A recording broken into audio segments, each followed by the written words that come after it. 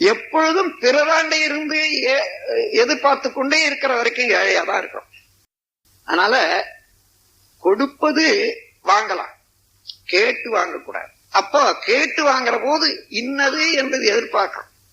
அப்ப கொடுக்கிறவங்களுக்கும் கேட்கிறவங்களுக்கும் இடையூறு உண்டாக்கும்.